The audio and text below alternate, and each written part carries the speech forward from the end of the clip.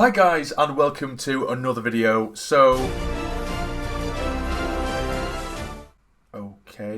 today is transfer deadline day for League One and two clubs with a deadline at 5 PM. So I thought in today's video what I would do is, because I've got a day off work, I thought I'd just sit here, which is incredibly sad, and come back every time a little bit of Sunderland news or rumours does come out. So you'll see my reaction as news comes in. Now it's currently 10:30 in the morning, so as of right now, of course, the main thing for Sunderland is to bring in a left back. There's been rumours around Declan John of Swansea. There's also been rumours, a really surprise rumour early this morning, of Scott Sinclair of Celtic, which is a really big one. And of course, if that happens, then that's absolutely fantastic, and that would be an absolutely amazing deadline day deal. But highly unlikely, as he's rumoured to be on around 30k a week, which I can't see us paying, to be honest with you, and it's also quite unlikely anyway. But it has been reported by Sky Sports, so not that that necessarily means anything, but that is all there is as of right now. So of course the main thing for Sunderland is to bring in a left back, but if they do bring in any attacking options as well, a winger in particular for me, I think that'd be a cracking little addition as well, particularly if it's someone of good quality, of course. But that is everything as of right now, and I shall see you when something else does crop up. So guys, it is currently 12:15 and can someone just turn that off please? And we do have some news. So in terms of outgoings, Ethan Robson has made his move to Grimsby on loan. The 22-year-old who, of course, he played a bit part role in pre-season. He's been a sort of up-and-coming youngster for quite some time with us now.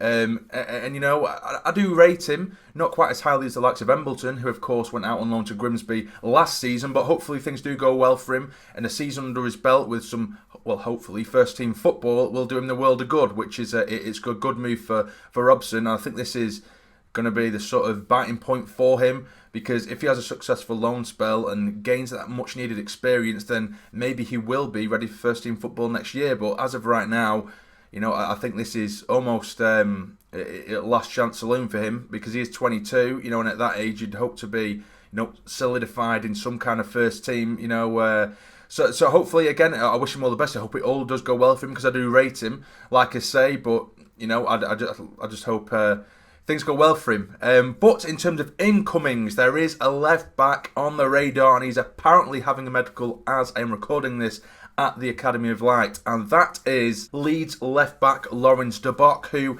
isn't really in favour at Leeds. And, he used to play for the Belgian under-21s, which ain't bad. We love ourselves a Belgian, but I think that it's a solid left back. It is someone who can play left back, but it is going to be only on loan. I don't know whether there's going to be an agreed sort of purchase fee come the end of that loan. I'm not too sure, but we will have to wait and see. I think, we are desperate for left backs, and I don't know how many would be available, particularly come deadline day, with it being the time of the year that it is, time of the season that it is. But, he's a championship left back. He has had a bit of a difficult time in recent times with Leeds. But for League One, could he do a job? Maybe. And it's a natural left back as well, so I wouldn't complain with the addition of him.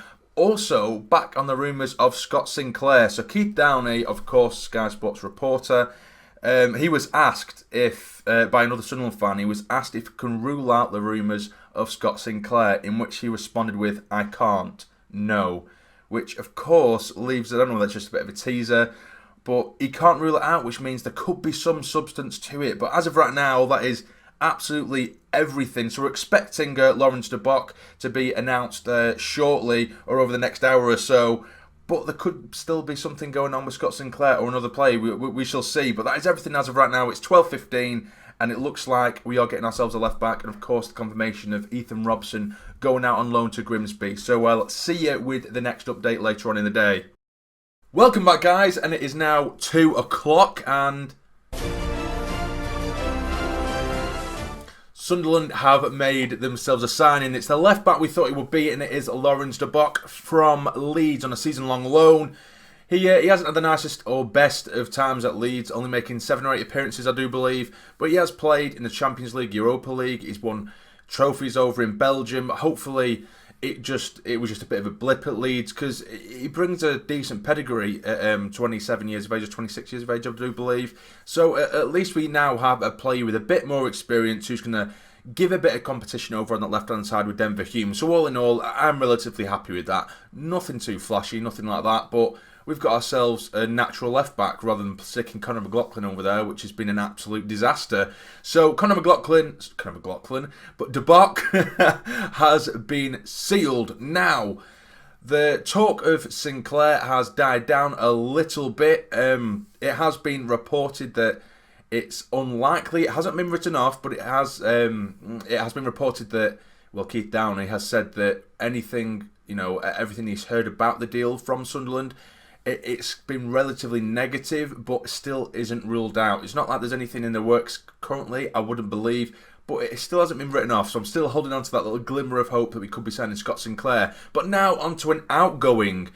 Now, Sky Sports have reported that Jack Baldwin, a loan offer for him has been accepted from Salford City, which of course that would be a great signing for Salford, but for me, I think that's a piss poor bit of business from our point of view. I mean, on social media, it's completely divided when I've put my opinion out there. But for me, I just personally think that Jack Baldwin, although I'm not saying he's amazing or he's incredible, I don't think he is, but I think he is a level above Flanagan. I do. And I think the only reason that Flanagan is staying around or sticking around is that he can cover at right back, even though he's not the greatest of players. And I don't rate Flanagan whatsoever. Both of them are, it can be culprits of causing ridiculous mistakes, making mistakes. They both can. They're both guilty of that. But for me, I just prefer Jack Baldwin. I think his tackling ability is a lot better. Yeah, he makes the odd mistake here and there.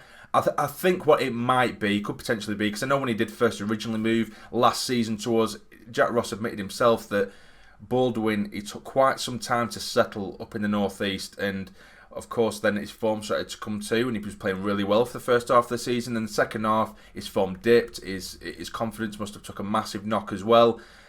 So maybe he just isn't settled in the northeast. We don't know, do we? We really don't know what happened behind the scenes. But it hasn't been 100% confirmed yet.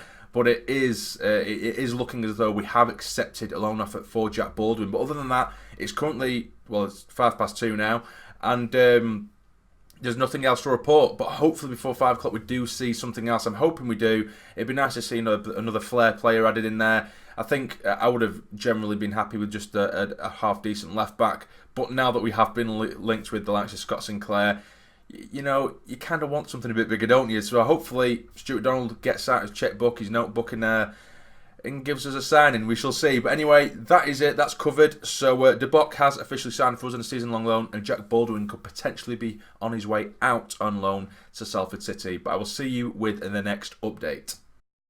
So guys, since the last time we spoke... Oh, God! Since the last time we spoke, very little has happened. Everything has gone very, very quiet on the transfer front, both outgoings and incomings as well. So I've actually tweeted Keith Downey myself personally, and he hasn't responded. It's currently 4:10, so there's less than an hour left, and it's looking less and less likely that that anything else is going to happen. But you never know. Something could happen, fingers crossed. But like I say, earlier on in the day, at the beginning, this morning, I would have been perfectly happy with just a left-back. But now that there has been little rumours of, more exciting players at the other end of the pitch, I want something else to happen. And I want something to get excited about, because I think one more statement signing would be absolutely amazing. But it has gone very quiet, eerily quiet from all sources, really. So I don't know whether this is the end of it or not. We'll have to wait and see. There's 51 minutes left as I'm speaking now, up until the window was closed. So we'll have to see. But other clubs have been making some good moves. Wickham have signed Aarons on loan from Newcastle, which is a class signing for them. Bolton as well, which has caused a little bit of controversy really across social media, because they've been potentially getting a few players in. I think it was Daryl Murphy, former Sunderland player. I'm not too sure whether that's over the line, but that's been rumoured as well. Liam Bridcut, another former Sunderland player. Will Buckley, another former Sunderland player. But they're bringing players in, obviously, because they've been playing with pretty much the under-15s. But that's where the controversy has started, because now people, including myself on social media, have said, for their opening 5 games, they've been basically using their under-15s. They've been dishing out 5-0 wins here, willy-nilly to different teams who, it could end up being, or not necessarily, well, is it relatively unfair come the end of the season? Say, for example, per se, say Sunderland are up there with Ipswich and they're fighting for second spot or whatever, but it comes down to goal difference. But because, Ipswich got a 5-0 win against Bolton, but when we play Bolton, they have a completely unrecognisable squad. It's a bit iffy, do you know what I mean? It's a bit of a grey area, really, but I do think it is a bit iffy, and I don't think Bolton really should have played with the players that they did have at the time. I know, fair play for giving it a go, but they even said themselves that they cancelled one of the games because, the players are so young they can't fit 3 games in a week, or they can't play it for their mental health and what have you, and their mental well-being. But yeah, so they've been making moves, and other than that, again, I'm clutching at straws here to talk about anything. So we'll be back in about 15 minutes, and we'll either be relatively underwhelmed, or we'll be buzzing because Scott Sinclair will be the next Sunderland player. But we shall see. I'll see you in just under an hour. So it is currently 5:15, and the transfer deadline has passed. So there's no big exciting flair players such as Scott Sinclair. It's just a left back, De Bock. So it is a slightly underwhelming window. So or deadline day, should I say? So De Bock has came in, Embleton has gone out on loan, and those are the main points of the day. And that is it. Basically, that's it. But in terms of the window itself, I'm happy with it. 50-50. I think we've made some decent signings in terms of your Dobson. I think will come really, really good. I think that's a cracking signing. Willis, again, I think he'll be fantastic as well. McNulty, I think with, if he stays clear of injury, and I think with time, up top with Pike, I think those two can make a great partnership. But other than that, nothing really sticks out. I'd give it probably a solid 5 out of 10 transfer window. For me, what I think we really needed was another attack-minded player, or at least a creative-minded player, possibly a winger such as a Maddison or a Sinclair, but another statement player, because I think as soon as Maguire gets injured or McGeady gets injured, then in the final third we're screwed. Because it's shown the other day at Peterborough, as soon as McGeady had an off day, we look shite in the final third, and we can't rely on McGeady that much, because I know McGeady gets his stick, but generally, on form, he can flick the game on by, flick of a switch. He can just change it on its head, because he does have that quality, but we can't rely on him so much.